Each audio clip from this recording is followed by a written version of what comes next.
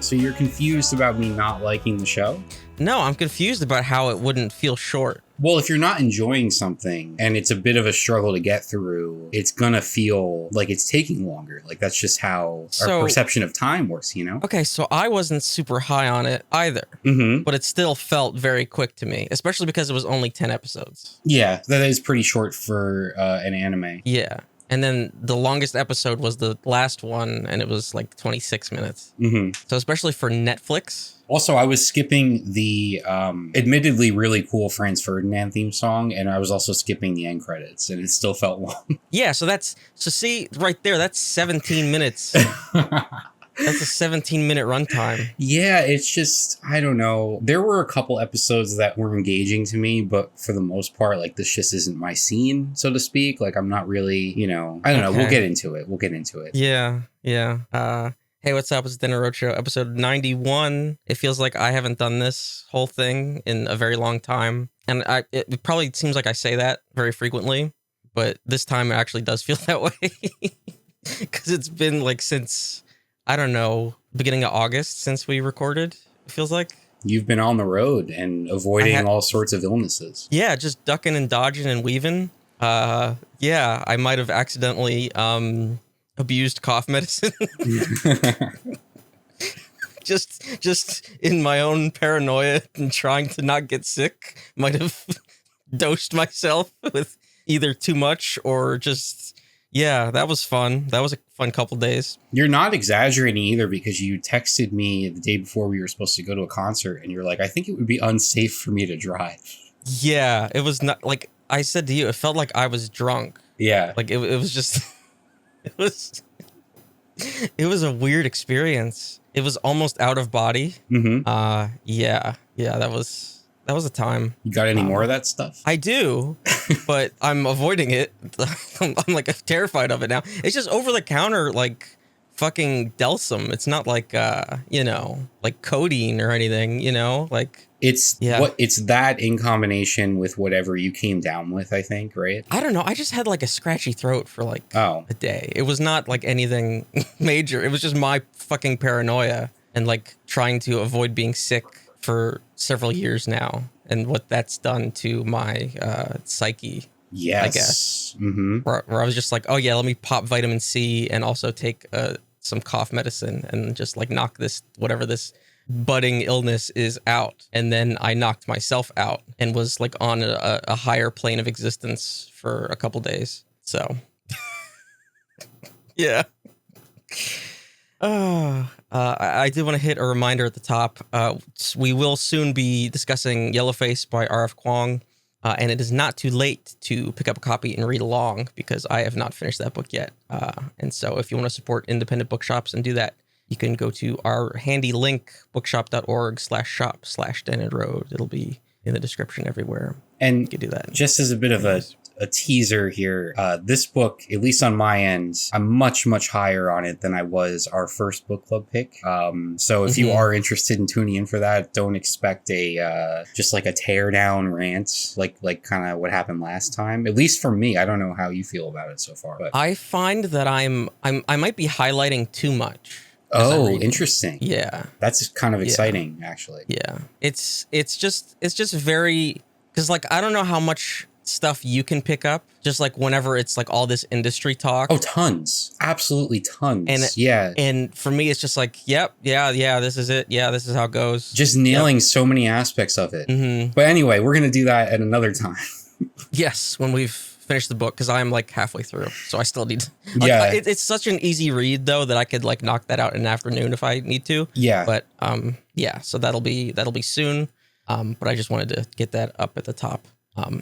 But for this episode, we off air decided to watch the 2013 Evil Dead. I don't want to necessarily say remake, because it's not completely reboot. I don't know what the fuck you call movies anymore. I feel like remake is appropriate. It's not exactly. It's sort of the same setup. I guess you could call it a remake of the original Evil Dead. But yeah, it's not like a 1-for-1. No, it's definitely not that. Yeah, and so I realized that I hadn't seen the original Evil Dead all the way through, and I also didn't realize, like, if I had seen bits and pieces of the other ones, like, I just didn't know where I stood with the franchise, to be honest. And so I just watched the original beforehand. So it actually was like an easy comparison. So what did you think? This was you were the one that sort of spurred this pick on. Yeah, with these, I like to keep the picks relevant in some way. So I figure we would watch this one, and then next episode we will get into Evil Dead Rise that came out a few months ago. Yeah. And I'd never seen this 2013 quote unquote remake. It's considered, Wikipedia says it's a reimagining, which I feel like might be the more appropriate term. Sure.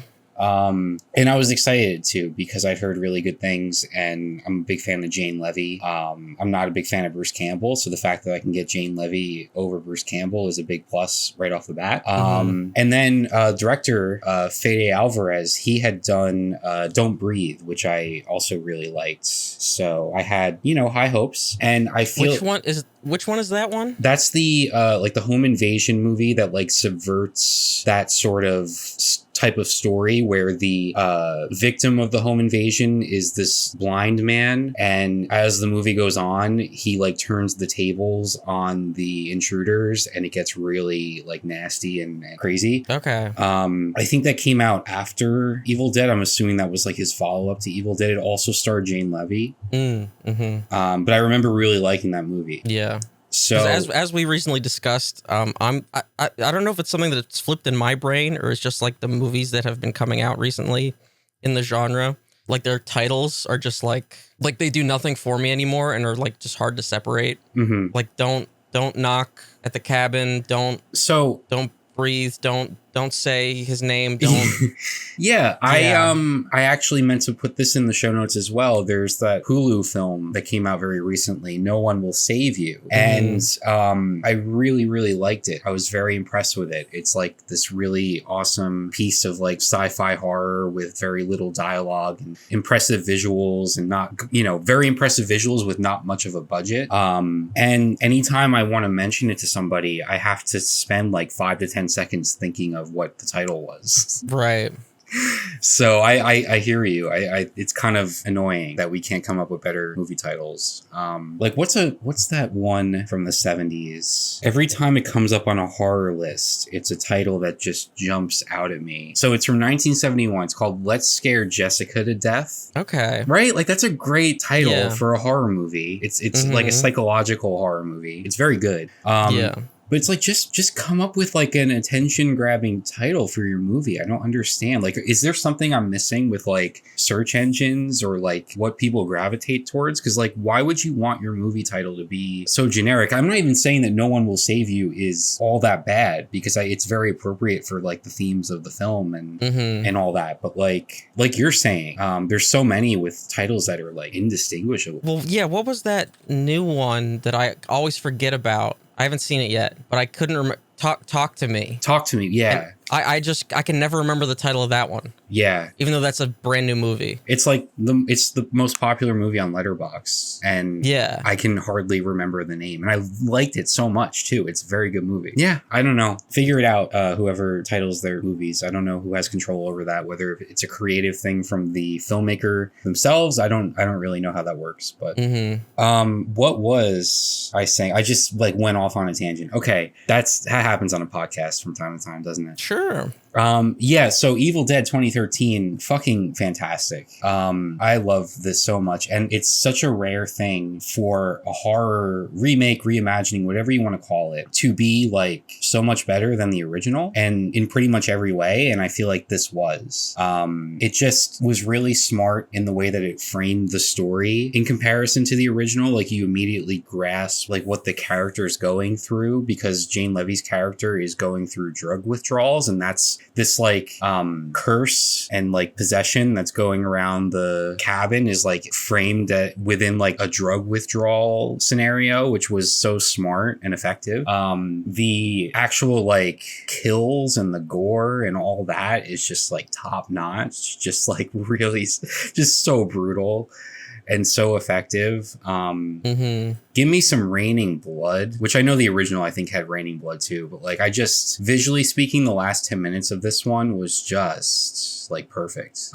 Yeah, there's just so much to like about Jane Levy's really good, like probably one of the best like quote unquote final girls, because like she earned it. She earned that title, right? After everything that character went through. Yeah, I was concerned for a good portion of it where I was just like, man, are they really just gonna vilify the addict here? Like, right. Through the whole thing. Right. That's like definitely a concern. Yeah. I was like, boy, like a good portion of it. I was like, boy, I feel like this would be much more interesting if she was like the main character here. And she was in the place of her brother, who's sort of like our focal point through most of it, who is like now has to fend off all of his friends that are getting possessed and turned into demons. I was like, boy, this would have been much more interesting if she was in that position. You know, and then I was like, well, maybe it would have been a little obvious, like, oh, she's got to fight off her demons. Okay, maybe that's a little on the nose. But I was like, man, I feel like that still would have been much more interesting. And then there's the turn, you know, at like the last 15 minutes. So yeah, I think that journey for her makes the last 15 minutes all the more effective. And I also think that there's something to distinguish there. There's a big difference between using this like curse, demon possession, whatever it is, as a stand-in for like drug addiction, like a one-to-one stand-in, versus what this movie does, which it sort of relates the experience of going through that in horror terms by like manifesting as this possession / curse, if that makes sense. Like it's not ever trying to show Jane Levy herself, the character, I think what was her name, Mia, as a villain because she's going through this horrible like, you know, attempt to, you know, survive her addiction and the withdrawals and everything. It's more showing what the experience of that is like through this horror lens, if that makes sense. Yeah, no, I do agree. It like I come back to though the woods. You know what I'm talking about? What, the tree scene? Yeah. Okay. Yeah. So that's definitely a focal point because it's literally the poster of the film, and it's also a callback to the most controversial scene in the original Evil Dead. So why do you bring that up? So there's a part in both movies where a woman, in this case, it's the character Mia in the 2013 one, gets trapped in the woods and gets attacked by sentient vines. And as that scene was playing in the 2013 one, after I just watched the original, I said, oh, wow, they really didn't sexualize this like the original did, where the original looks basically like it was, you know, out of a bondage movie. Yeah. Like completely, like just the way that, you know, hands are tied, like just the way that it was shot. It was just like more bondage than like a horror thing. Then the vines go up her cooch. That is a way to put it. Yes, it's true. Yeah, no, I think the tree scene in the original Evil Dead is just awful. I think it's like pointless and like shock value in the worst way, and just doesn't really serve anything. And I'm not a fan of it. So knowing that they were going to incorporate it in some fashion in this movie was not exciting to me. Yeah. But that said, I'm still not a fan of it. I think there are other ways to tackle what they were trying to do there. It is, for what it's worth, it is better than the original. Still not great. Still not a fan of it, but it's better, I guess. I don't know if even that's the right word to use. I'm struggling to understand why she needed to be like violated. Yeah. And what that purpose, like what was the purpose of that? Right. There really isn't much of a purpose for going about it that specific way, aside from like paying homage to the original, which is very problematic. Yeah. If anything, this was just like further shock value than the original had. Well, I don't know if it was further, because it did at least serve the purpose of showing the like possession, right? Like it's a crucial like moment in the story where she's trying to get away. It didn't need to go up or no. I know that there are better ways to you know convey that in a movie that like aside from the gore could have been PG-13. You know, like Well, I don't know about that. But you know what I mean? Like, I mean, you take the like, gore out of it, and you've got like no movie. But well, yeah, but you know what I mean? Like, there's no, like, there's a lot. There are horror movies where like the sex and the exploitation is part of the overall picture, right? Mm-hmm. And this is not one of them. And so you just have a moment where like a woman is just penetrated by vines for no, like there, some of the possessions even happen off screen. You're right. That's the big thing, right? Because everybody else that gets possessed, it does not happen anywhere close to that way and in that fashion and on display like that. So there's such an emphasis with that scene, and it's not good. It's not good. And in fact, they even try to do like the old like Madonna whore thing with the brother's girlfriend whenever that demon is like talking to her exorcist style. Mm-hmm. And you'd imagine like that is the person that would be the target for some kind of like sexual violence, right? Unfortunately. Yeah, right? Like that scene just makes so little sense even in context of this movie. Not even just the fact that it's bizarre on its own. Mm-hmm. I don't know. Yeah, no, I'm in agreement with you on that. It's really just like the sour point of Evil Dead for me. The original of this one, just so unnecessary. And the original, it's just like looking like maybe it was shocking at the time. Looking back, it's just goofy now. Well, sure. It's just goofy and out of place. Even in a movie that is like not as goofy as the sequels get. You know, well, like goofy or not, I don't like the intention behind it. Well, of course, it is just a straight bondage scene. Mm-hmm. You know, but like in the original, its context now with our modern framing, it's goofy. It's just goofy, like you know, and the modern one is definitely not. The only thing I will give it in the 2013 version, that is that it does at least serve a storytelling purpose, which is it is like a pivotal moment where the main character gets possessed and things really turn sideways. But like you said, there are so many other ways that could have been effective, and it doesn't really line up with how this possession works throughout the rest of the movie with the other characters. Yeah. And at the end of the day, it is just like a callback to a problematic scene from a movie in the 70s, and it feels just as out of place as you would expect given what it is. Mm-hmm. And it's a bummer because I'm very, very high on this movie otherwise. So yeah, I do have to wonder, so do you think prop departments get like bulk deals on like split hands? On split hands? Yeah, you know, like makeup departments and prop departments. What do you mean? Because I see that a lot in horror movies where somebody's hand just gets split in half. Well, there was so much dismemberment in this film. Yeah. And there was a split tongue as well, which is also a standout moment for me. Mm-hmm. But yeah, the amount of dismemberment is just wild. A lot of self-imposed dismemberment. Oh, yeah. Yeah. I think the gnarliest for me, though, was the bathroom scene where one of the characters gets their face just bashed in repeatedly by the, what's the top part of a toilet? I don't even know what you call that. But the lid? No, it wasn't the lid. Tank. It was the tank, the toilet tank. Yeah. Yeah. Someone gets their face and absolutely just like mushed by a toilet tank. That was pretty effective for me. Yeah. So like gore doesn't really do a lot like to me. Like I don't get like very squeamish, and this is not like me trying to brag, but this is just to like give context to what I'm about to say next. So like, you know, it's whatever. I can kind of handle it. But the thing that affected me the most was in that bathroom scene where the guy is like fighting his girlfriend or whatever, and she's possessed, and so he gets thrown back by the demon, and he hits his back, like his lower back, almost like lumbar, on the toilet seat. Oh yeah. And it like kind of like you hear like the thud, and I was like, oh, I fucking felt that.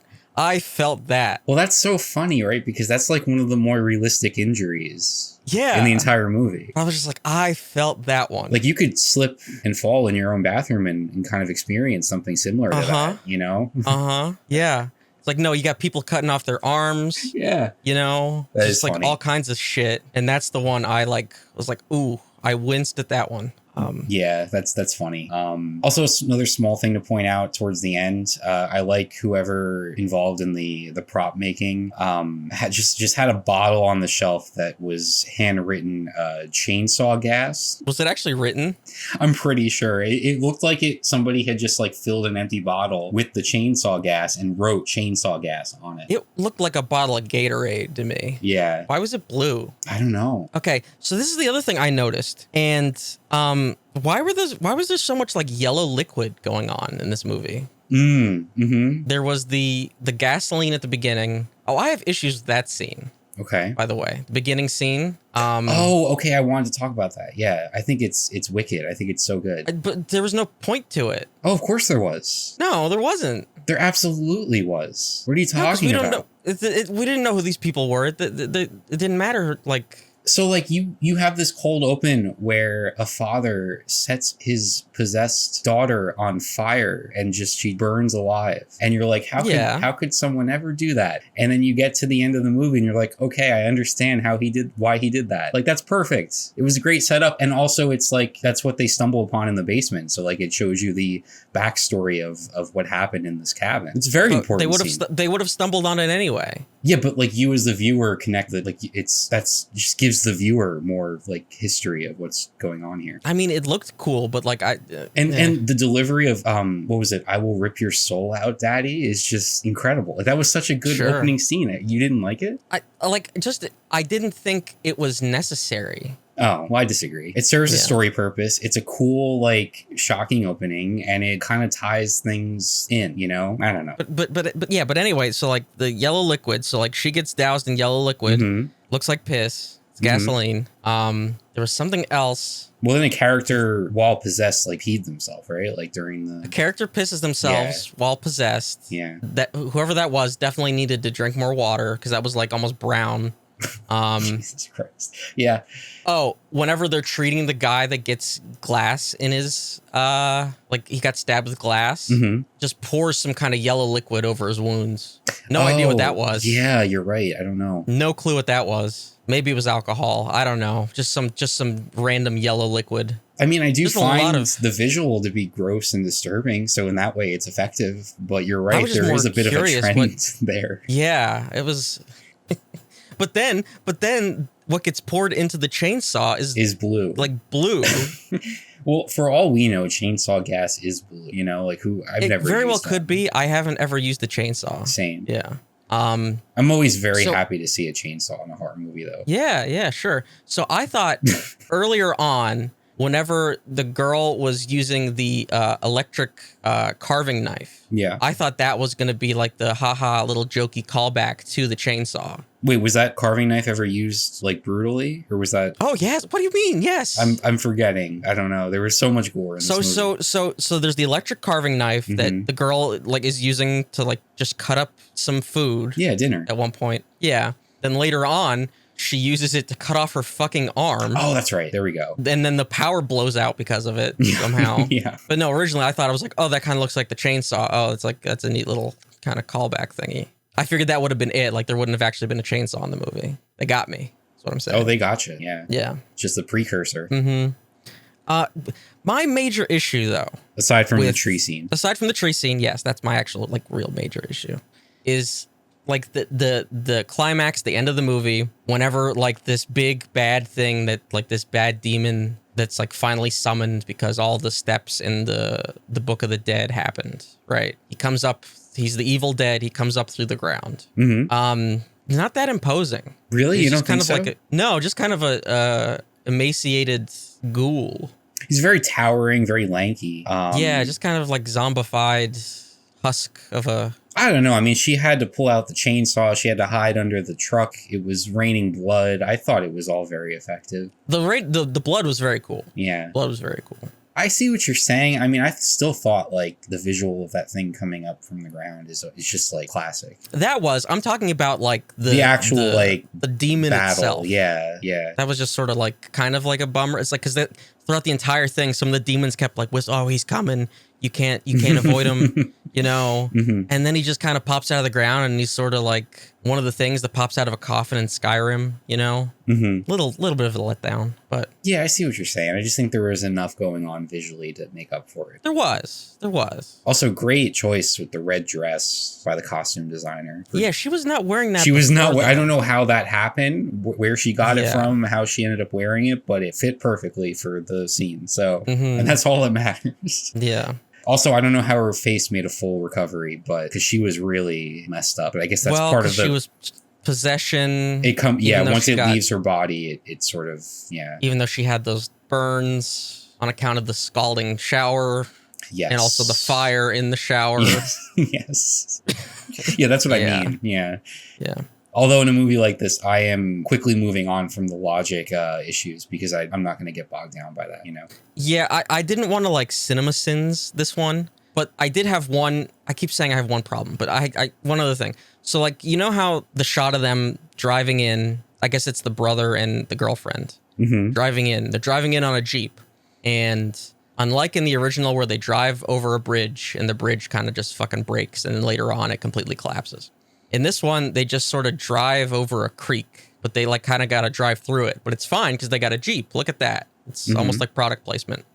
But they get there and then their friends and the sister's already there. They drove in on just like this little like sedan. It's like, how did you guys get here? Through the water. Oh, wow. You are nuts for even picking up on that in the first place. Well, because I like, this is literally like, I had just seen the original and part of the original was basically like, oh, you're trapped here. Yeah, it's been years. And so in this since one, I'd it's seen going to that. be like, how are you going to be trapped here? And then this one, it's that it rains and it floods even higher. And so you can't get out. Yeah, nobody was trapped until the big flood. But I'm just saying, they had to drive through water anyway in the Jeep.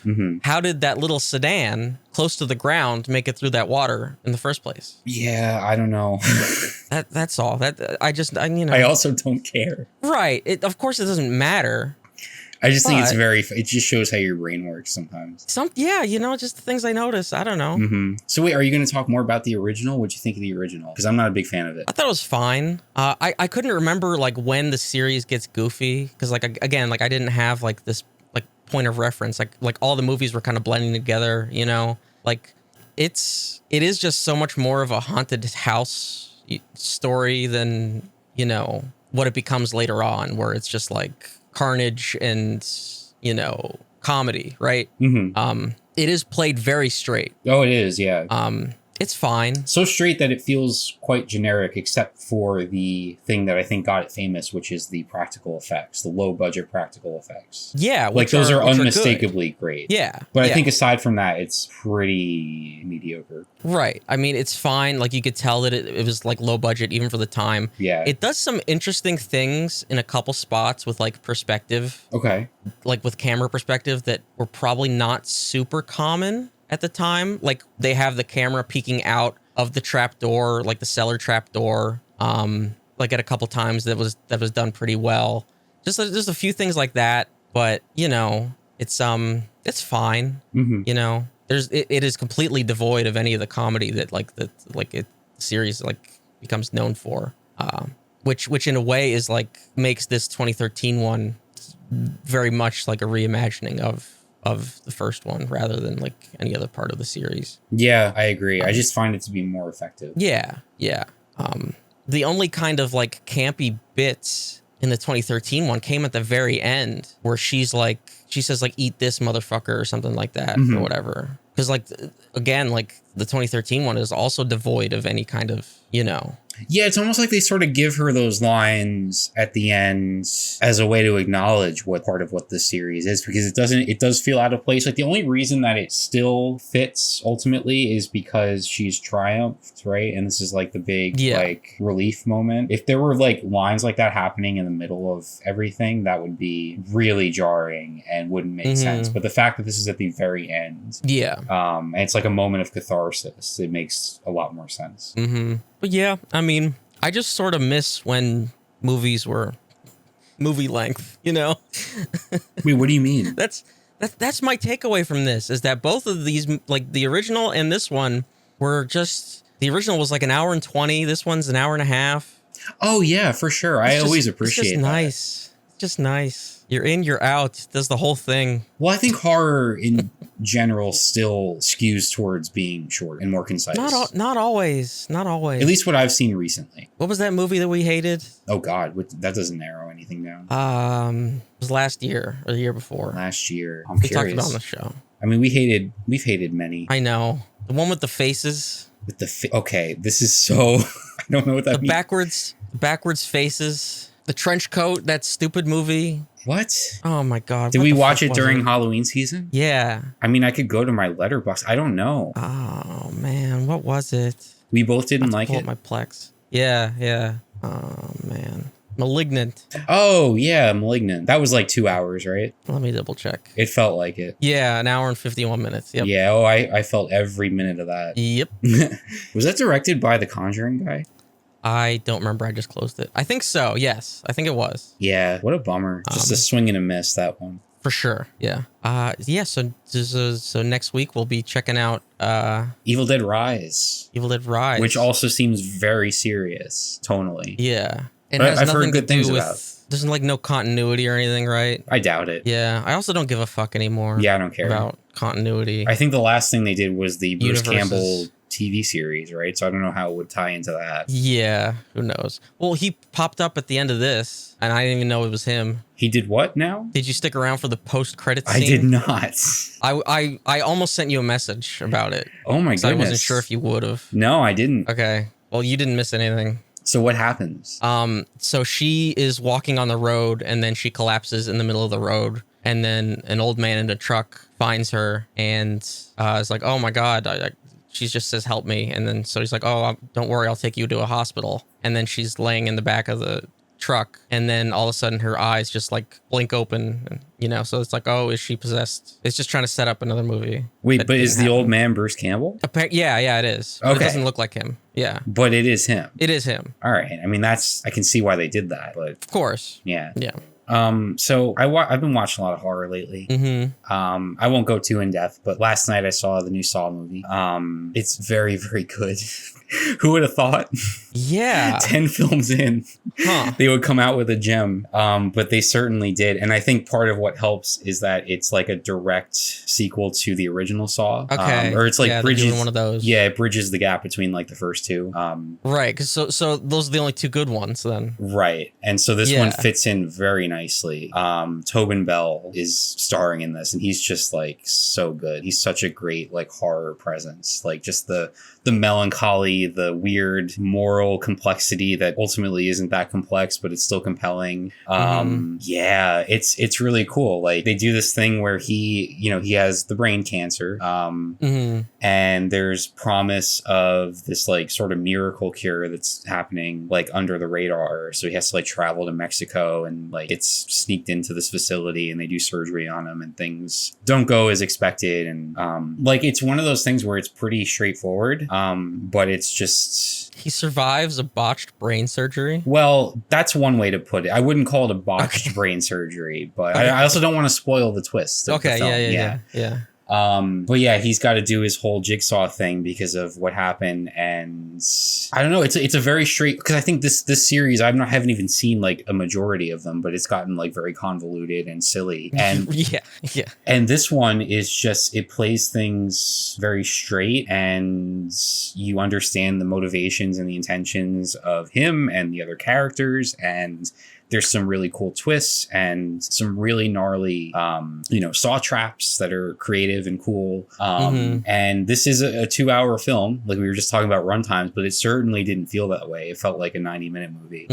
Like really well paced, really well structured. Like if you have any interest at all in Saw, especially like those originals, this is definitely one that would it should bring you back. It should be, you should be giving this one a chance because it's very good. It's gotten a lot of don't take my word. Like it's well reviewed. Letterboxd is very high on it, which is not the norm for like a horror sequel. So I was very impressed with that. I can't remember. So the original Saw, was the puppet in that one, or was that that was like a later thing? I think the puppet gets rolled out on the bicycle in the first one, right? Okay, that's kind of iconic. I think it was there from the beginning. It's been just such a long time. I just remember the dudes in the room, and needing to cut off various limbs. Yeah, so one of the women that survives that original scenario ends up being his like loyal sidekick. Right. And so she has a major role in this movie.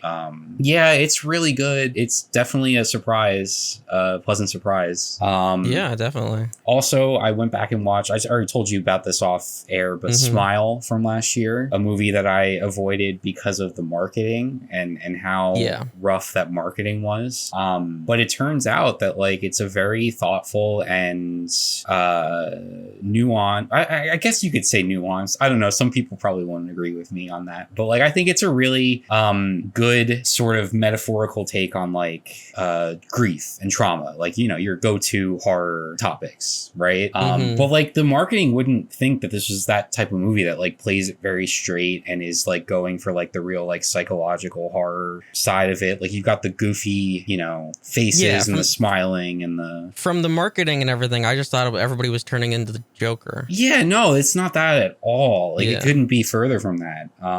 It's very like singularly focused. It's very much about this like journey of the main character, and it's just very effective. Like I told you, if this had the A24 logo attached to it, I think it would have gained more recognition and traction, because it fits very well within that sort of style of like elevated horror with like the monster is a meaning, that type of thing. Yeah, you know.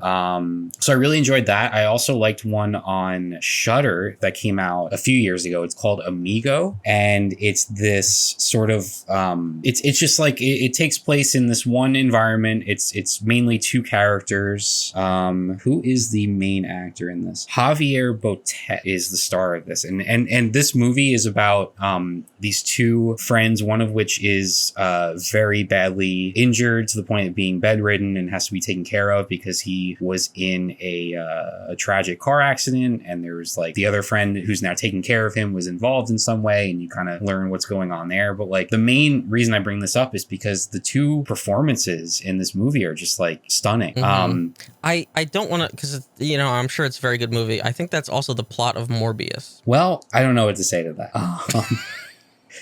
But Javier Botet has like this physical disorder where it makes his body look a certain way. And I think because of that, he has starred in a lot of horror films as like, he was the Slender Man. Okay. He played like a vampire in something. Like he plays like these like creepy characters just because of the way that he looks. But in this, it's a performance that is very effective in a very different way. And it's worth watching, like I said, for these two main characters who have a very interesting dynamic and relationship and eventually conflict that like plays out in a really cool way. I just don't want to say too much about it because like the setup is that, you know, one friend is taking care of the other. There's some resentment. You don't really know what's going on, and then you learn things over time. It's a very simplistic you know, setup and structure of the movie, but the performances is what like elevates it. So I just wanted to mention it because I'd never heard of it, and I think it's definitely gone under the radar. So, but it's worthwhile. It's on Shudder. Okay. Cool. Yeah. I have a dead letter here. Oh no. And it has been a while since we've done this segment, mostly because I haven't gotten anything interesting or really anything at much all. Anything at all.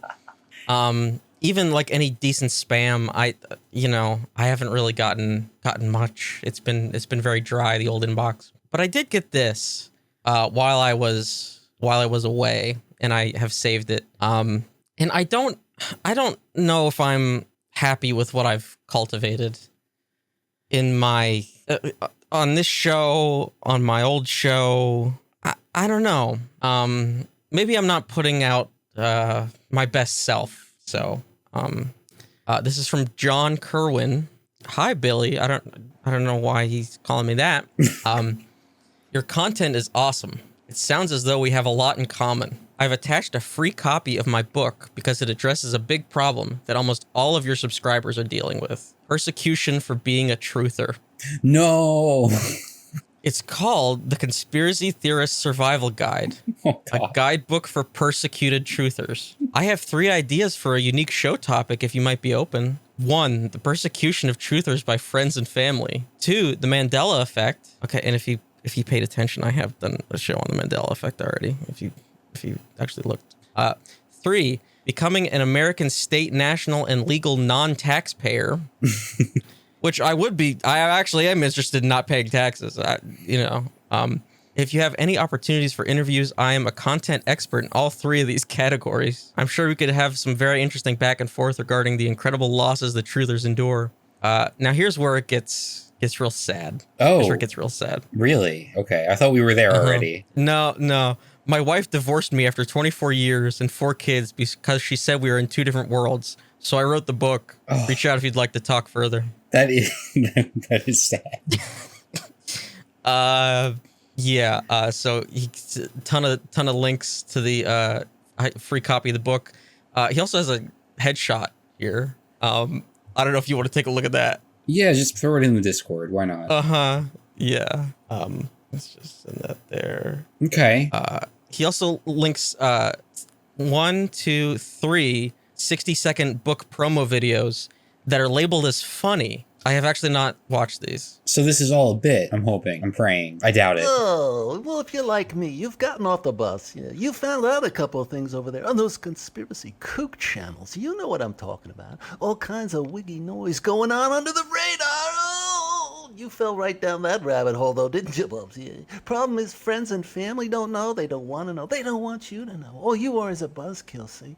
They're chasing that dollar, boy. The next thrill ride, but that's what they want. But not you, because you found out the... Okay.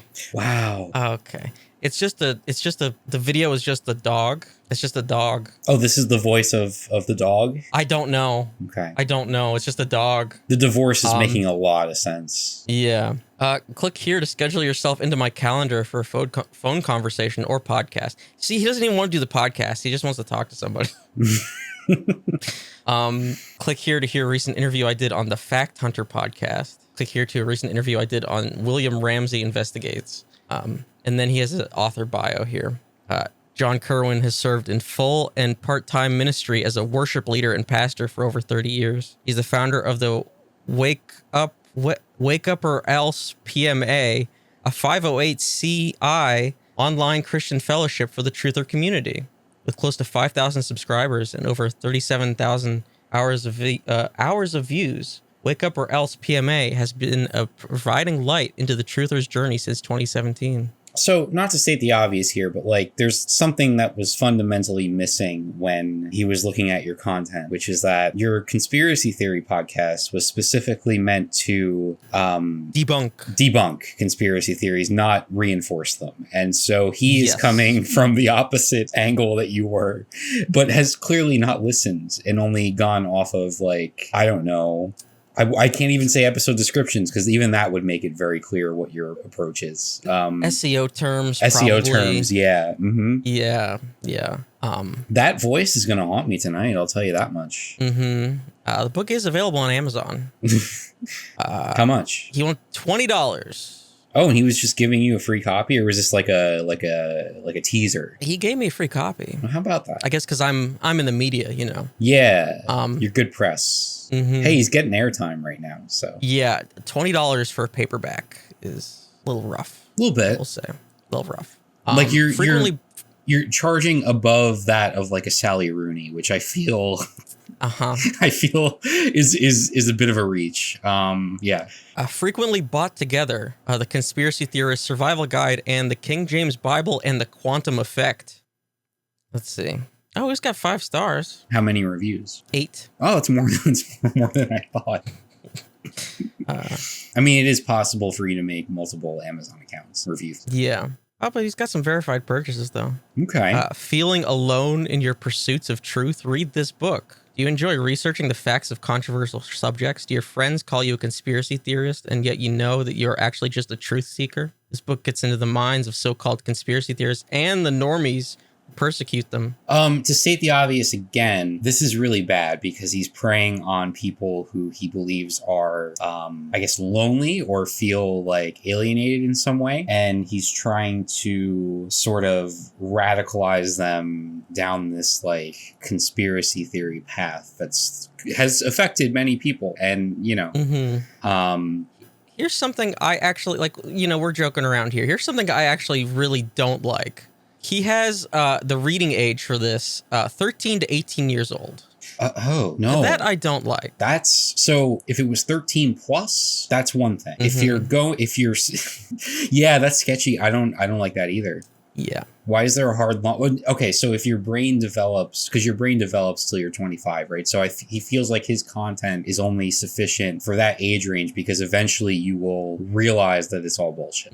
Like if you go to college, for example, if you're 18 and you go to college, you're very quickly going to realize what's wrong. Now he's on Rumble. That's good. What is that? That is right-wing YouTube. I didn't even know that was... Yeah.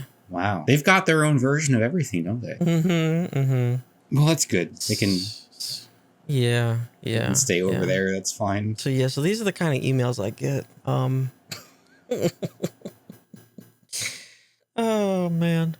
I want to do a Dating is Dead because it has also been a while for that. And these selections that I found and some other issues caused me to close my OkCupid account. Oh, no. Wait, weren't you a moderator? Yeah, I don't, I don't know. I don't understand why they give that to people that aren't even matching with people. Like, I don't understand the metrics. I don't know what the fuck that site's doing. I mostly closed it because they just kept showing me people that I had already swiped away from. And so if you're not showing me new people, what's the point? Yeah, what's the point? I'm not even like getting new content out of this. So that was really the main reason. But these selections here, I only have 3. There's something. So let's discuss. This first one. I'm a 25-year-old woman who is interested in art, writing, and video games. I am starting a video game company and have never dated anyone before. I'm looking for a serious relationship, but I'm also open to friends. Smiley face. I tend to be a very formal and serious person, but I'm not unkind. I'm kind of like a real-life anime woman, if you'd find that interesting. I'm also a bit like a cat or fox, if you understand that's also somewhat anime as well. Anyway, I hope we can get along. The first, like, 2/3 of that were so normal. Just so straightforward and normal. Yep. Well, you're big into anime. Do you get it? Like, do you see where she's coming from? No. Okay. No, I don't. No, pretending to be a cat girl anime woman is, no. I would need some kind of other, like, I need some kind of follow-up. Like, what do you mean you're an anime woman? Like, unless you're, like, a VTuber and, like, you're actually, like, portraying an anime woman. Like, what does that mean? You're kind of like a real-life anime woman. What does that mean? Like, what? So, with that being said, is this a swipe right or left? I can't answer that anymore. I think it was left because I think they put their politics were conservative. Oh, okay. Yeah, fair. But also, like, what the fuck what is this? What? You can't just say that you're an anime woman. Well, it's a very different phrase from saying I'm really into anime. Yeah, that's fine. Like you embody an anime woman. I'm kind of like a real life anime woman. What does that mean? My guess would be like she identifies very closely with like the tropes of what you typically see in anime as like part of her personality. But so what is that a way to say that like I try to act like I'm Japanese but without being like a weird transracial person? Oh, is this person's not Japanese? No. Oh. Stay tuned for our discussion of Yellow Face by R.F. Wong.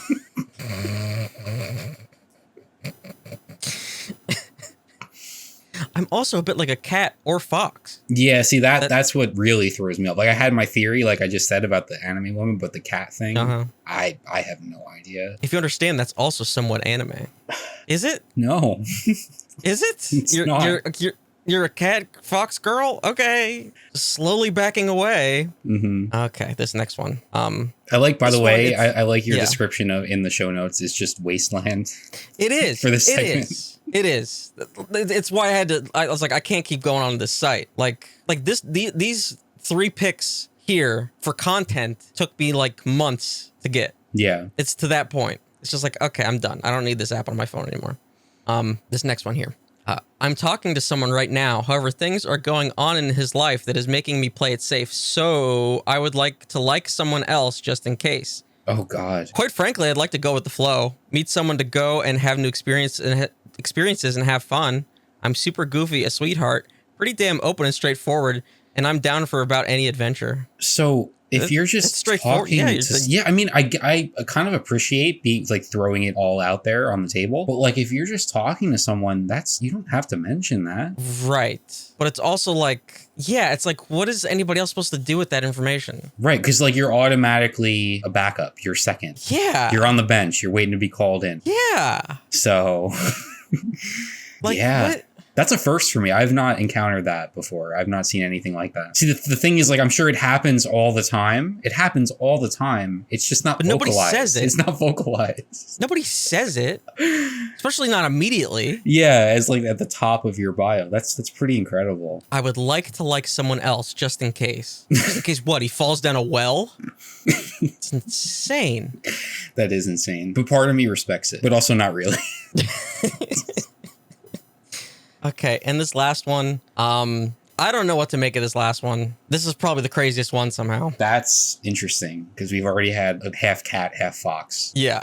Bisexual men creep me out sometime, and then there's a slanty face, like, it's not a smiley face, but they used like slant yeah. instead. You know what's funny? I use that all the time, and I'm not really sure what it means. Apparently it means bisexual men creep me out sometime. Okay. I'm small, I'm cute, just here for friends, please no weird men. Everything authentic, love having fun, playful. Here for a good time, not a long time. I love feet lovers, winky face. Don't be shy, message me, you might get lucky. Sorry for the amount of photos, new to this, very much a real woman.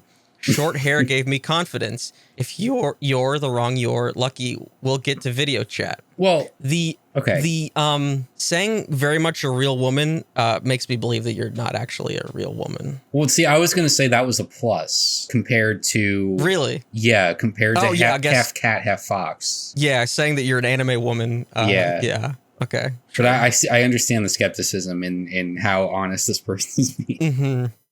Just imagine putting the first thing in your bio, bisexual men creep me out sometime. What? Man. I mean, that's like discriminatory, isn't it? Well, yeah. But like what? Nothing. Like it's you're about me section. It's right? your defining traits. Yeah, and it's like if I had to define this person, it's like, oh yeah, they're creeped out by bisexual men. Yeah. It's like, okay, that's what I know about you, and you love foot fetishers. Like, yeah, she's not one herself. She likes people who are. Yeah, which leads me to believe that this is a catfish. Oh, yeah, for sure. Because what woman says that they'd like dudes that have a foot fetish? What woman has ever said that? The very much a real woman is a the real woman. Yeah, the catfish that doesn't want to deal with bisexual men for some reason. Yeah, like at least give an explanation. If you're gonna call people out, back it up. Yeah, I want to like, I need details. Yeah, me too. I'm like, nothing would actually justify it. No, not at all. Like, I don't want to make it sound like there is a reasonable explanation, because there isn't. That's straight up discrimination. You can't just drop that. No, you can't. And then just like move on as if you didn't say it. It's such a non sequitur. So wait, was this a left or right? It was a complete left. Okay. What are you talking about? Well, I just have to state it for the record. 1, I think it's a catfish. 2, I don't have a foot fetish. 3, what the fuck is going on with the bisexual men creep me out? More questions than answers, that's for sure. So yeah, that's what's led me to delete OkCupid. It's not good. It's not good on that website in particular. Just bad stuff. Yeah. Okay, so you got some beats in here. That's right. We have the best beats in the world this week. Yeah, I don't have a sound drop for that, but can I play the other one anyway? Sure. Damn, son, where'd you find this? Holy shit, this is hot garbage. Yeah. But I can't stop listening. Yeah. This song is a war crime. If you're listening to this song, you are shadow cursed for eternity. Have severe depression. You're in the right place for shitty music. I forgot how long it was.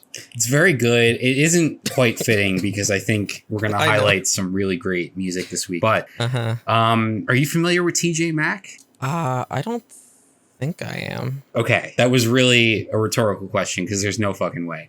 Right. So Brian Jordan Alvarez is a comedian and actor on. He starred in some movies. Well, not starred. He's had like some roles in some films. He was in like Megan. He was in, what else was he in? This isn't really important. The reboot of Will and Grace, according there to we NPR. go. There we go. Yeah, so he's been in some things, but he's most known for his TikTok presence, which I very much enjoy. He plays a variety. He has a variety of like recurring characters that are distinguished by different like face filters. And go ahead. How annoyed by this am I going to be? Oh, very. Okay. Very. But I love it so much. And I love the turn that things have taken for him in the past week or so. So one of his characters, my personal favorite, is TJ Maxx, who is a pop star, a parent to a small child. He is a loving husband. And so a lot of his TikToks are very, very earnest, very sincere, just like little life updates and, observations. And you get snippets of his new music here and there. So before I get into the news that has happened with TJ Maxx this week, I wanted to give you just a few examples of some of his TikToks. All right, so I'm gonna link you to a couple of them here. Here's the first one, just to give you a feel for TJ. I already don't like this. I'm traveling again because I have to record a studio album in another city, and then I got some chicken nugget here for dinner. And then I was FaceTime with my wife, and she said, "Why are you eating only chicken nugget?" I said, "Because it is delicious." But anyway, then she told me I had to get a salad, so I got a salad. So now I'm kind of like too full, and I had to go to sleep. And in the morning, I had to sing a song about fingers in my ham. The fingers in my ham. I play the piano with them. All the fingers in my arm, they are touching to my ham. It's a ballad, so I'm working on it. So is this like Latino Annoying Orange? I don't know what that reference is. Okay. You don't remember the Annoying Orange? I don't, but here's another one. So many people don't understand that I have to take a nap every day. So sometimes I am in the middle of making a pop song in a session, or I'm in the middle of doing a Broadway play in Broadway, and there's 1 million people in the audience, and I have to take a nap. So sometimes they have to do an intermission because sometimes I have to sleep for 1 hour. So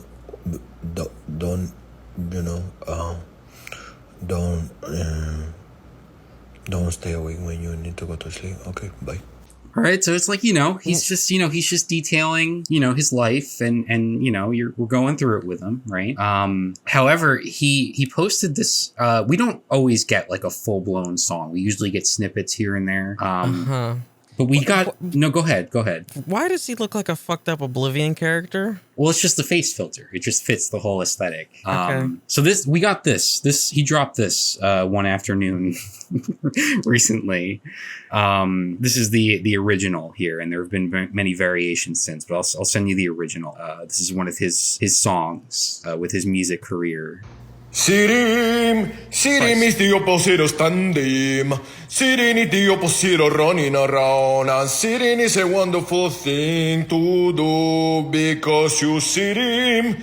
Sitting is the opposite of standing on your head. Sitting is the opposite of hanging from a bar. But sitting is a wonderful thing to do. I got one thing to say. I think that sitting is something that people say it is bad. But you know that sitting is actually good because you deserve to relax. It's kind of like a nap. It's kind of like something else, but it is actually just sitting. Sitting is the opposite of standing, and sitting is the opposite of running around. But you deserve to sit. All right, so like it's there's meaning behind it. It's a song with a message, right? But it's raw. It's raw. It's obviously a draft. It's, he's putting it out there in the world. But the funny thing is, this one catches on, okay? Okay. This one catches on, and there's this radio station. There's a radio station in Australia, and so this happens. This is shortly after. A minute and a half, really? Well, you don't have to do the whole thing. Yeah, getting into some new music right now. A song that we think we possibly could be playing on the radio for the first time in Australia, from the world. We don't know, but this is a massive deal. I mean, we always like to see these sort of emerging artists pop up from out of nowhere, and this is an artist from the States who had a bit of a demo, you could say, on TikTok.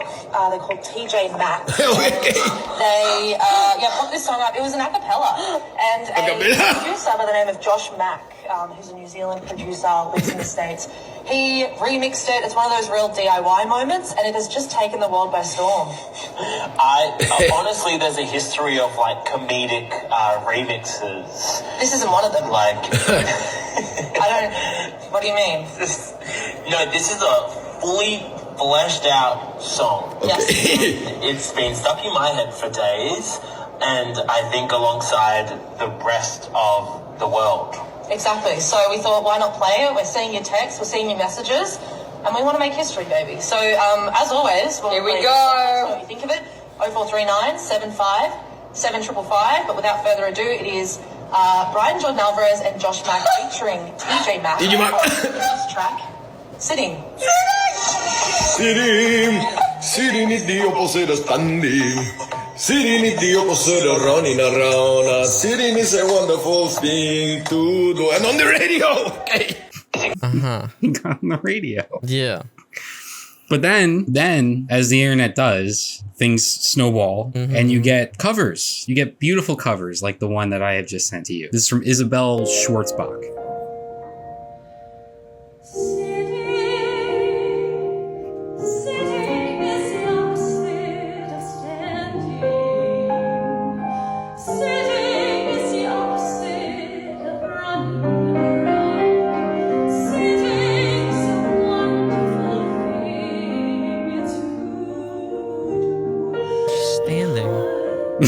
She is standing.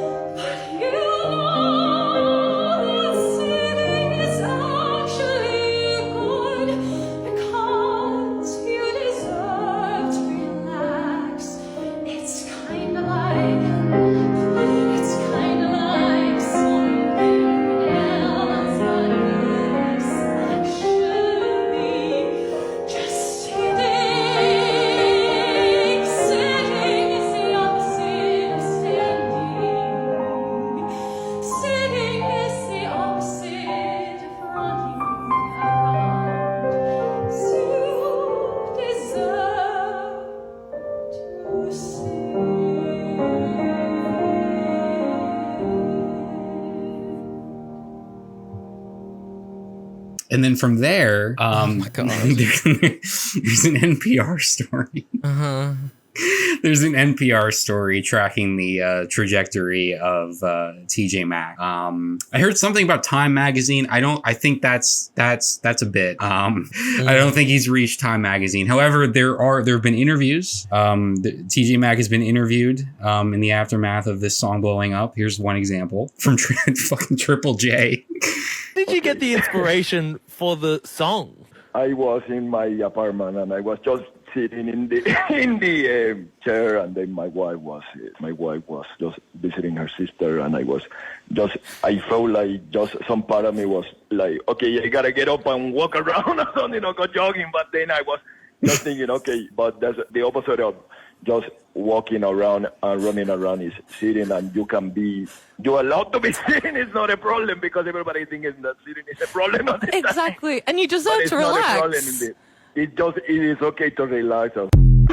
Great. Yeah, and then, so he's also had, we've been able to follow TJ as his newfound fame has sort of come into his life and how that's affected him. And there's plenty of TikToks about that, which I'm not gonna subject you to. But I just thought this whole trajectory here was very amusing. How much do you hate me currently?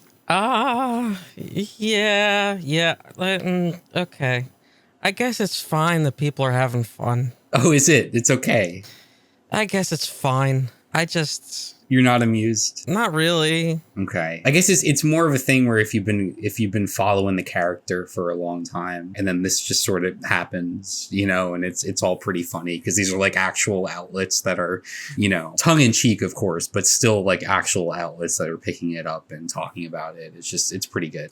I guess. All right. I should have known better. Like, what do you want me to say to it? No, you're right. I guess there isn't much of a discussion point. It was just something I thought I'd go through because I've enjoyed this little trend here. So this is the thing I don't get about TikTok. Okay. Right. Is that I will even get like YouTube videos and then YouTube videos like, yeah, so I want to talk about this thing that like everybody's talking about on TikTok. Right. Mm-hmm. And it's like, oh yeah, everybody's seen this video. And it's like, I haven't seen the video. And I've even tried to use TikTok now. And I haven't seen the video, Mm-hmm. It's like, even when I try not to be under a rock. Well, it's a big internet out there. It doesn't always feel like it. No, it doesn't always feel like it, but it is. And like for this one, like I think his videos bring in like a few 100,000 likes at their highest point. Not normally, but at their highest point. So this is not viral, but it's viral enough to have the NPR story, which I think is one of the funnier things. Yeah. I don't know. I just think he's good. He's a good follow if you're on TikTok, which I think you are now again, potentially. Every time I try to use it, so most recently I just got like missing persons, like active missing persons cases. Okay. Like Amber Alerts? No, like people like just being like, yep, this is how I'm dealing with the fact that my sister's missing. Oh no. Yeah. Okay. I don't mean to laugh, but I'm laughing at the absurdity of the algorithm, Mm-hmm. Yeah. If it's not that, it's like just NFL, like hardest hitting concussions, or is that just NFL highlights? Yeah, actually. Yeah. Or what else? I don't know. I just get some weird shit, but it's not like necessarily entertaining. It's just most of the time kind of a bummer. Mm-hmm. Well, this is why you need someone like TJ Maxx on your feed. Yeah. Oh, and then just anybody calling like any music that like a white person makes that isn't country, just they call it Midwest emo. Love that. That's real fun. Oh, that's weird. Yeah. Literally everything is Midwest emo. It's really fucking dumb. Yeah. I don't like TikTok. I really don't. Well, the comments are where it's at. That's like half my enjoyment of the Brian Jordan Alvarez stuff, or the comments riffing on his stuff. It's good. See, I don't like the comments because the TikTok keeps playing, and then I feel like I'm like telling the algorithm that like I like this, whatever this is. When I just want to check the comments. I guess that's fine for me because I'm engaging with things that I do like. Yeah. But in your case, it's a little different. I just want to be like, what the fuck is this? And I want to see what people are saying about it. Yeah. But I feel like I'm giving like a negative feedback loop. Yeah. No, I see that. So I've run into that a bit too, actually. The fascination ones, the ones where you're like, what the hell is going on? Why is this appearing? Why am I looking at this? And then the comments are along the same lines. It's people like, what have I done to my feed? What's, Yeah. So yeah, you can definitely kind of spiral that way. Mm-hmm. We got a Moogle here. We do.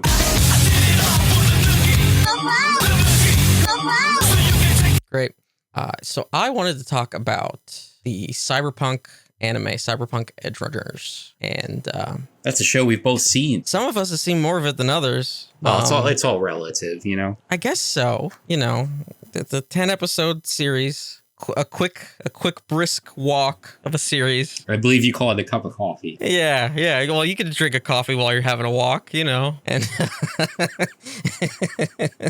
so I watched it last week or so because I was sort of prepping for the launch of the Cyberpunk 2.0 update that I was going to play. And I was also just kind of in the mood for a cyberpunk aesthetic kind of show. And so I figured I'd watch that. And I watched it, and it sort of has like one point to it. It has like one idea, and it really wants to get that idea across. And that's sort of like kind of it. Like it's sort of like as shallow as a puddle. I agree. To it. And it's kind of weird because, you know, I'd heard some really good things about it, and it had originally like got people back into the game, you know, after the horrific launch where the game was completely unplayable. It was getting patches. And then this anime comes out, and the anime gets like people like, oh man, this world's really cool. We should, you know, try the game again. And it's just like, I don't get it. I don't get why that would be the impetus to try out the game, because the whole series can just be boiled down to like absolute power corrupts, and like that thirst for power is, you know, going to destroy you. And that's basically it. Wait, so how were you getting on me for not liking this? Because it sounds like you don't either. No, I was getting on you for not finishing it. Oh, fair enough. Okay. I don't give a shit that you don't like it. Okay. Two separate things. Well, I didn't finish it because I don't like it. Those two things are related. But you have like 40 minutes left. That's not true. You said you finished episode 7. Halfway through. Okay, so you have an hour left. But like, I spent that hour doing something else. Yeah, okay. Yeah, you spent that hour on fucking TikTok with JC Mack. I spent that hour sitting is what I did. And okay, great. You could have sat and watched. But like, you're right. That is the thesis of the show. That's really all there is to it. And I get it. And I understand it even with my 6.5 episodes. Okay. My point doesn't get you off the hook. But I'm so you know. I think it does. I think I'm like reinforcing your point. I'm like, it's a good example. So anyway, like it's animated fairly well. Sure. That you cannot argue. Yeah. I feel like they overdo the slang terms that sort of feel like racial slurs. Jesus. Right? They a little. Yeah, a little. If not like racial slurs, then like weird, like belittling, like class ones. Like just, I don't know. Yeah. Like they really seem to just the way they sound. Like they just feel like it sounds like a slur, but like these future made up terms that they call other people. Because like I'm about 12 hours or so into the game now, and they use those words a couple times, but not to the extent that they do in the show. So it's just a weird thing. And what I just kept like thinking about like throughout the show, and then also while I'm playing the game too, is like these ideas are just so much better in other places. And I don't know if this is just an issue with like the source material itself, like the tabletop game, where it just wants to like have this like sort of literally generic cyberpunk setting, and then like sort of let you do your own thing in it, you know, as a tabletop game. Is that really where it originated? I thought it was like a book or something. No, it was Cyberpunk is like you know how like D&D is a rule set? Yeah. Cyberpunk is a rule set. Interesting. I didn't know that. Yeah. So that's what the game is based off of. I mean, ideally, that's a blank canvas for any creatives to sort of, you know, embrace and like bounce their ideas off of. Yeah. And so like there are like specific locations and like, you know, modules and stories that you can play, just like D&D or other kinds of tabletop games. And that's sort of what the game is based off of. Right.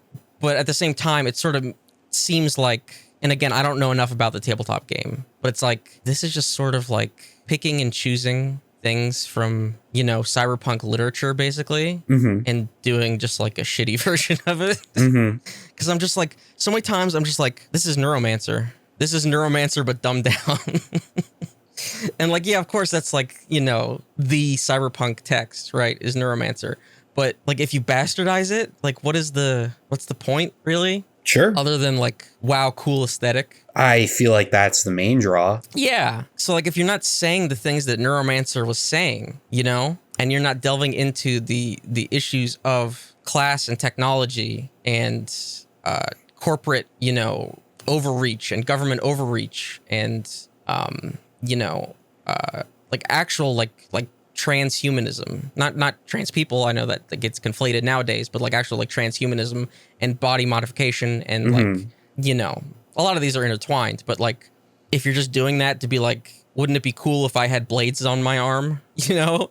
I mean, I guess at its core, it's doing a little bit with class, right? Because you have the struggles of this kid, what's his name, David? Yeah. And like the circumstances that lead there. him down the road. It definitely starts there, but it doesn't end up being about that. Right. It starts there and then just sort of, because early on his mom dies and he's got nothing and there's no real way for him to sort of do anything without like resorting to crime is basically how it functions in this society. And that's all the setup to eventually the dynamic that they're going for with this crew and everything. But I actually was most engaged during that setup, during the first like 2-3 episodes. Mm-hmm. Yeah. Yeah, no, me too. Yeah. Like once it became about him getting basically a superpower, it's not as interesting. No.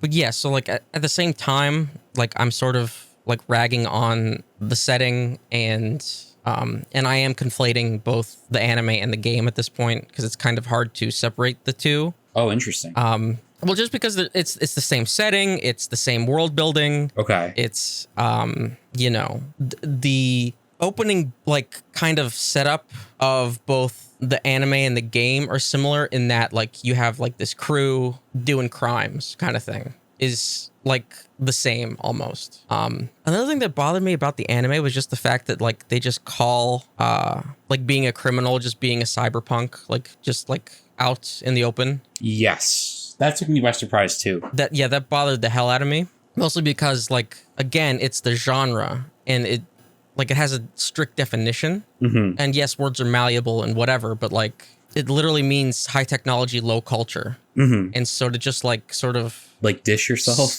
to like say that in the setting that you're in mm-hmm. is just weird to me. It's almost breaking the fourth wall. Mm-hmm. Like, I don't know. What Purpose does that serve? Well, to me, it just reads like something that is done for mass appeal, like for a mass audience, because this is reaching more people than like Neuromancer or a tabletop game or really anything else in this genre. Yeah. So it seems like they're sort of, well, it seems that way, but then you also, like you said, you have all this weird slang that they get bogged down by. So yeah, that's the thing is like they have this weird slang that they've made up, but then they also will just like take terms from whether it's Neuromancer or something else. Like mm-hmm. they say ice all the time. And unless you actually know the genre, you probably don't know that ice refers to code. No, I did not know that. Yeah, exactly. So it's because of the way that like lines of code will just resemble like sheets of ice and you have to break through the ice. Yeah. So there's like little shit like that where they've just like sort of taken terms and shit wholesale. Like Netrunner it just means hacker. And that's also, again, from, if not Neuromancer, one of the other ones, right? Mm-hmm. So just shit like that is just taken wholesale. And it probably just makes it easier. You know, these have become the terms of the genre. But if you're not immersed in that, you kind of need to figure out what the fuck they're talking about. And again, this is much easier to decipher than Neuromancer, which is written basically as a neo-noir novel, you know, where this is easy to follow and because it has to be, right? Mm-hmm. This is not even, if you actually like look at like fucking crunchy ass cyberpunk anime, you would look at something like Ergo Proxy, which is like fucking inscrutable to an average audience because it's like basically relaying Gnostic cosmology in anime form with like minimal dialogue in but like the way that it separates, like it's basically showcasing a society that is organized into a Gnostic hierarchical cosmology, but in a physical society. Okay, I'll take your word for it. Like, but yeah, but like you know, like you have no idea. Like that's so like hard to like penetrate. Yeah, like conceptually, sure. You know. So whereas do you think this is just you think this show is like trying to have the best of both and kind of failing at both? No, I don't think it's even trying to do both. I just think it's working as, I guess, maybe just promotional arm for the game. Yeah, you know? fair. And like mm-hmm. it's probably just doing that fine enough. Mm-hmm. So how's the game? I'm enjoying it enough. Like even as I'm like sort of critical of the world building and sort of the how they approach the genre, I'm enjoying it. Like once I sat down and like fine-tuned my settings, like I was telling you off air that you know, I had like ray tracing off because when I had it on, it was like frame rate was tanking. So I've actually turned it back on to like medium and turned on DLSS. And so now I have like ray tracing on at like high frame rates. You ever figure out that text issue, the blurriness? I don't know if I have or I've just gotten used to it. Oh, interesting. To be honest. Because originally like text was like looking a little blurry, and I still don't know if it's a stylistic thing or if it was something in my settings, because there's so many fucking graphical settings on PC. But the game itself is incredibly immersive. Just like walking around, driving around this city, it's really incredible. Like now that the game is functional, it works, like things are just not like clipping and colliding and falling through the geometry and everything else. Like we all saw all that footage from the launch, right? Or experienced it. It's really like the lighting, the reflections, the like a frequent thing that happens is you'll just like get a ton of fucking phone calls, or like after a mission, you'll just like have to call somebody. And I'll just like walk around the city like as those phone calls are happening. That's cool. You know, and just like experience like this city itself. It's I don't think I've played something this immersive in a very long time. Maybe since like I first played Oblivion, and it was like, wait, I can just like experience this whole world and just sort of go wherever I want to go kind of feeling. Wow. That's saying something. Yeah. But then again, it is still like it's so funny that like this update came out at the same time that Starfield did, where Starfield still looks like the same game that Bethesda has been making since Skyrim, and this feels like that next sort of step. Yeah. And like the things that Bethesda even abandoned, like whenever you're talking to people in Cyberpunk, they will continue to talk whether you're there or not. Whereas in Starfield, like they went back to the fucking Oblivion zoom in where time stops, you know, and everything around you stands still, and you have to zoom in on somebody's fucking face in order to talk to them and go through dialogue options. Whereas here, you can talk to multiple people at the same time. It just depends on who you're looking at, you know, skill checks, all that kinds of shit. And actually, like, as far as I can tell, meaningful skill checks, not just like bullshit, like skill checks out the ass for the sake of skill checks, like in the Outer Worlds, which was an issue I had with that game, where you could just sort of, there were too many solutions that could be solved by skill checks. Yes. And you could just sort of blast your way through anything with skill checks. Because everything was a skill check. It didn't matter what kind of build you had going on. Like, you couldn't just like talk to people. You were just like breezing through with skill checks. Yeah, there was no like strategy behind it. I mean, that game in general was just too easy and too like frictionless in its role playing. Although I did really love the world and a lot of the scenarios and the characters and stuff. But. Yeah, no,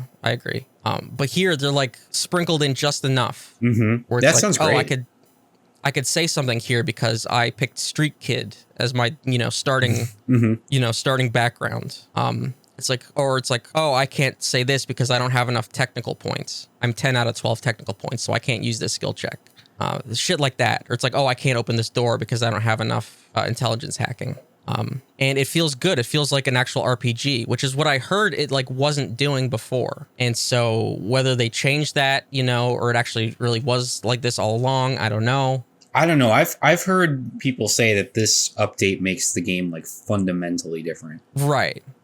That's what I've heard too. So, yeah, it's good. I'm enjoying like side quests, main quests. You know, I haven't really done like any kind of like just bullshit open world stuff. Mostly because I haven't really like come across it. But yeah. A funny thing is, so like I started on the highest difficulty because I was like, this feels like a Bethesda game, and Bethesda games are always easy as shit. So let me just start on the highest difficulty. And also like give me a reason to use like all these different abilities and like, you know, whatever else. And I was just getting my ass handed to me like constantly. And I was like, okay, well, you know, maybe I need to dial it back. So I dialed it back to the next one. And then now that I have like some more abilities and things, because like you basically start with nothing. I've now bumped it back up. The one thing that is really funny is sometimes I have to drive and like follow like traffic rules because there are cops everywhere, and in that sense it does feel like a police state. And so if you just like hit a pedestrian or like you like ram somebody's car, or God forbid you hit a cop, they're just on you immediately. And so then now you got to evade the cops for like 5 minutes. So like a lot of times it's just easier if you just need to get somewhere to just like follow traffic rules. That is in a GTA world, that is unheard of. Yeah, just like drive safe. That's like so cool.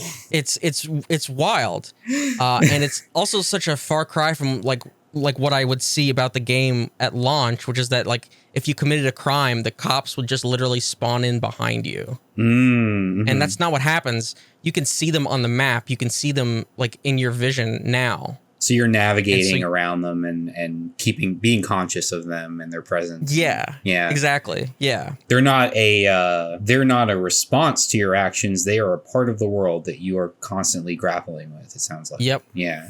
Yep. That's really cool. That sounds so cool. I have this game sitting on my PS5. I really need to dive in. I'm just mad at myself for pre-ordering NHL and it's coming out tomorrow. So yeah. So like now I'm playing this. It's completely derailed me playing Baldur's Gate 3. Oh, you were trying to do both those games. Yeah, I can't now. So that's on the back burner now. So because I'm playing this. Yeah. I can't do both. So I'm enjoying it. I don't think it's perfect. But I think that clearly the game needed 3 fucking years more time to develop. Mm-hmm. Yeah. And never should have launched. And I don't think that we should let them forget it, because it truly should not have launched the way that it did. But yeah, I think that if people are actually interested in the aesthetics of the game, or like some of the theming of the game, they really should go and like read like the literature, read William Gibson, read Neuromancer, read the Sprawl trilogy. Fucking Mona Lisa Overdrive is incredible. Like even though he's like a weirdo crypto dude now. Is that the author who like became the thing that he was warning about? Yeah. So like, if you want to borrow his, not William Gibson, but what the fuck's his name? Because like he did so much cool shit with like seeing language as like code and technology, and like also as like a form of magic. Mm-hmm. Just like really insightful kind of shit, and it's just like such a bummer to see him just like do crypto shit. I'm trying to think of, because my brain is blanking because we've been recording for 2 hours. Let me just pull up my fucking library. Hold on. So Neil Stephenson, like Zodiac, shit like that. Are those from the library though, because he's a weird crypto guy now. But yeah, so if you're interested at all in the aesthetics and want to see like how it developed and how like deeper it can go, like the combination of technology and it what's crazy is that it's like so fucking prescient to our current moment, even though the shit like started in the 60s. Even like with Philip K. Dick and a lot of other sci-fi writers that then became like in the 80s, like Blade Runner and William Gibson. And then in terms of even anime that are a whole lot better than this one, like I said, Ergo Proxy, Serial Experiments Lane is of course one of my fucking like top 2 anime. Shit like that. You're gonna have a good time. I mean, your brain might break, but you'll have a fucking good time with it. So, I think we should wrap this up. So you bring the Gnosticism and the deep dives into the origins of cyberpunk and how it relates to our society and all these themes and stuff. And I'm over here with sitting is the opposite of standing. And I feel like there's just such a disconnect. But no, that does sound really good, because it's cool to sort of like complement, if you're going through like a world like that of Cyberpunk 2077, to complement that with like a piece of literature that's like going deeper into certain areas, and that sounds really good. So yeah. But yeah, I think that's gonna do it for us. Thank you for listening. Really do appreciate it. I fucking also nuked my Twitter account, so don't follow me on there because you can't find me there. When you say that, you deactivated it? Like, what's... I actually deactivated it. Yeah, because the new TOS says that they can use all your tweets and DMs for AI training, and they could also sell them to third parties. So I was like, all right, that is actually the last straw for me. I'm out of there. Oh, good for you. I still am missing my sports shit, but that's fine. But yeah, check out the YouTube for segment breakouts, clips, all that good stuff. YouTube.com/@DeadEndRoad with their weird nomenclature. And I did want to mention, I got screwed over by my printer, and I will have just stacks and stacks of coloring books. So if you want to pre-order Fred the Koala's adventure activity book, check that out at publishing.deadendroad.co/shop. If you know any children or parents that like some fun activities for the kids, if you know any children, just a child, really help me out. And is the recommended reading age any different from our write-in person? Yeah, these are not coloring books for the 13 to 18. Okay, got it. Just wanted to make sure. Yeah. But yeah, I literally just got an email now saying that order shipped much later than I needed it to, which is fan-fucking-tastic. They really fucked me over. So yes, those pre-order links will be up on the website. Really appreciate anybody checking that out. And yeah, I will also have the Alice books up there for the holiday season as well, because I've actually finally solidified that shit. Oh, very good. Yeah, so that should do it. Appreciate you listening. See you in the next one for Evil Dead Rise and some more fun stuff. All right, bye.